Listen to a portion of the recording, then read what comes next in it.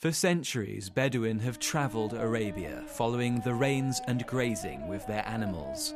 Their camps as much a part of the landscape as the dunes and the Desert Six. Today, Bedouin in Jordan face challenges to retain their cultural identity and way of life amid changing climates, economies, and politics.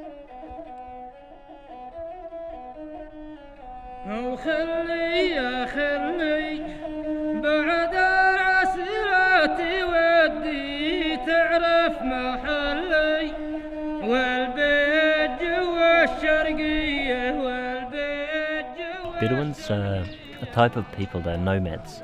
They wander, that's where the word comes from, it's from Badu. I was born in Petra, so for the first 3 years we lived inside Petra in the cave, so I spent my first night in the cave.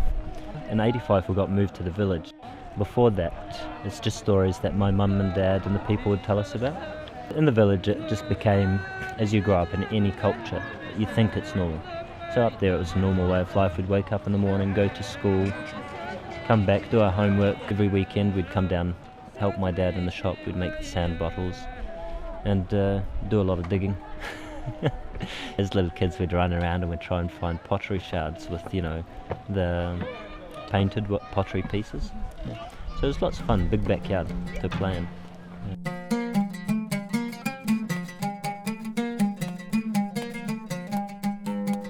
My name is Saleh from Bedouin Wadi Rum. My father, he's Bedouin also. He moved from Wadi Rum to Hijaz Railway, also to go Gaza. My father, he was buy something from Gaza and he stay here in this landscape in Wadi Rum. And my mother, he's with my father. He have sheep and camels. And my father was traveling with the camels. And my father, he have camel for racing. And Bedouin, he have good grass and have aliment and sell aliment and sheep. And also sell camels, and then have taken money for enough for his life. This time is better because you have a tourist. Now change, you have still Bedouin in desert, but still he work with tourists. He have a houses in town, and he have a tent in desert.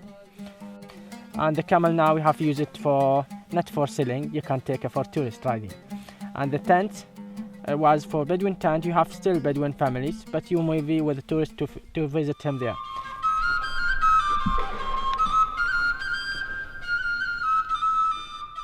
The Bedouin people of Petra used to wander around. In summertime they'd go up to higher ground, follow the grazing with their animals, and then in wintertime they'd go to lower ground where it's warmer. For the last 100 years the Bedouins of Petra discovered the caves so they could use them summer and winter. And some of them would still go down to Wadi Rum, which is lower ground. And in the summertime the people in the caves would either pitch a tent on the mountain or keep using that cave, and that's how we became a part of Petra. It's not just Petra that we were relocated. All over Jordan the king built small villages with medical centres, schools and a few houses, and he'd give it to the Bedouins so they would settle down in those areas.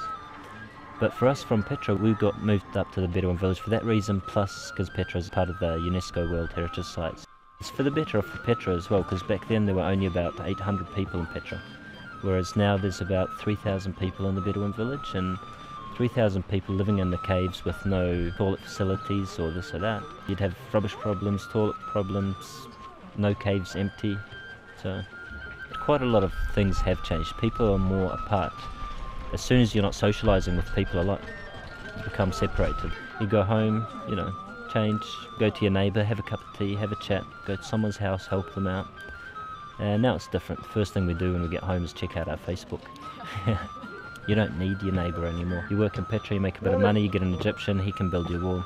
You get a worker to put in your electricity, you don't need your friends to help you with the harvest and this and that. So. Before you have good raining, but now still some years is coming, is not have any grass because sees nothing. People he buys food from special place to sell aliment food. He pay money a lot. Now we have Bedouin, he sell his aliment all and he stay in town. He buy food for children or for aliments. It's problem. You can buy for children is better. Is now life is better because you have a car, you can move here to Amman, to Aqaba, to everywhere. You have internet, you can take calling friend from far away to small way. Still something from old things like, for example, desert and spring. You drink from water spring. Camel, right? Like camels, that you need it all the time because you need it for riding or for racing, and also tent Bedouin because me when I stay in a town, I'm now relaxed because I have building to see it. I like to see all the time, watch with my eyes to see Bedouin tent. Because me, I was like in this place. I born in this tent.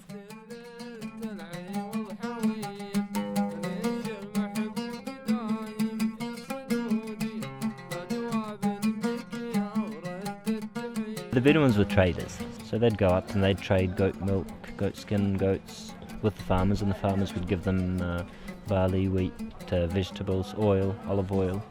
Now it's tourism. In the Bedouin village it's 90% dependent on tourism.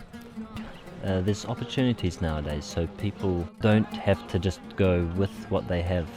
Back in the days you grew up as a Bedouin, you had to look after the goats by the time you were 9 or 10, and that became your way of life, whereas now there's education for a lot of the Bedouins. And it's not as easy to travel around nowadays. A lot of the land is claimed land. So it's not viable to be a Bedouin anymore, actually.